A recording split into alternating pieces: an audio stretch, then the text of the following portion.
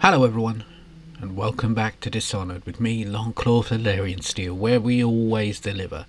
Right now I'm about to head off to Lady Boyle's party, and all I know is that the royal physician, after a bit of interrogation, gave up the name of the High Overseer's most passionate and loyal financial patron. And by taking out the patron of his financial backing, it makes him vulnerable to an attack from us. So now I'm being dropped off somewhere near the very high aristocratic area, not in an unquarantined zone. And that's why there's a lot of activity going on. There's some tall boys or stilt walkers walking around, and I need to be very careful of them. But I'm using a bit of magic myself, sort of short teleport from one place to another. I've worked out by now that by holding my sword in my right hand and using the teleport rune, that gives me a little bit of an advantage. It allows you to travel much faster and sometimes get over some of the obstacles that are in your way.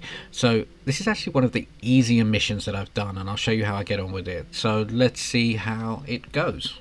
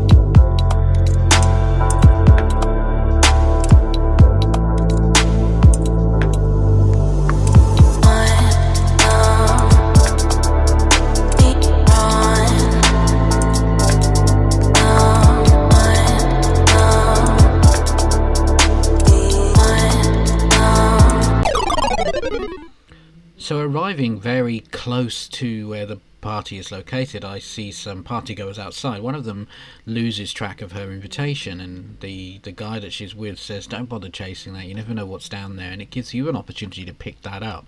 And that's of course going to make it much easier for you to get into the party. You can just go up to the doorman, give him the invitation, and yep, you are in. So it's that simple.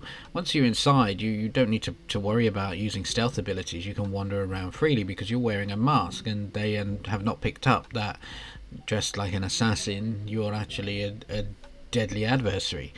There is a optional side mission. Lord Pendleton, back at the loyalist base at the pub, gave me a letter to give to someone called Lord Shaw, who he said would be wearing a wolf mask, and I tracked him down in the garden. Gave him the letter. He wasn't interested in that, but I'll come back to that in a minute. Now, as for the Lady Boyle, the royal physician didn't tell me the name of Lady Boyle specifically. There are three sisters, and they're all dressed, one in white, one in black, and one in red. And you have to decide from either asking people at the party, or in this case, what I did is I ran into someone called Miss White. I got her a drink, and when I gave it back to her, she told me that Waverly Boyle is dressed in white tonight. This guy here, Lord Brisby, he asked to speak to me privately, and I'm starting to get suspicions now that it could be the Lady Boyle in white that I will need to assassinate. But having discussed with this dude, he told me that he knew who it was, and actually gave me the name and told me that it was Waverly White dressed in white, and that he wanted her brought alive to the basement, and he will promise me that he will keep her alive, however she will be taken out, and I won't need to worry about her. Now that to me sounds a little bit dubious, not really following the assassin's code. So I followed her around for a bit, and once she went into the bathroom, I did consider trying to get her out alive and taking her down, but I'm in the middle of a party. I think it's going to be very difficult for me to do that. So I did actually make her unconscious and then change my mind and hit her with a crossbow, and as soon as I did that, the objective was updated and she's out. At this stage, all I need to do is exit the party.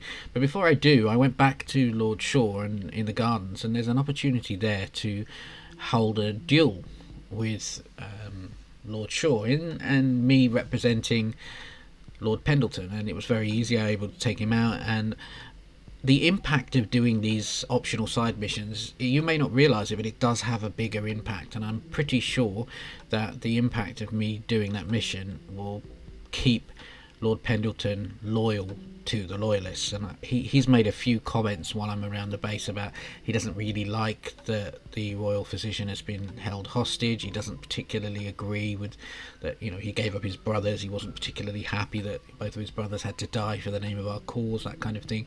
And I think he might have been wavering with his loyalty, and I think that me doing that side mission helped. And he certainly gave me a rune for it. He was very pleased when I returned back to the base. So there you go. I'll be back with another episode very soon. Take care now.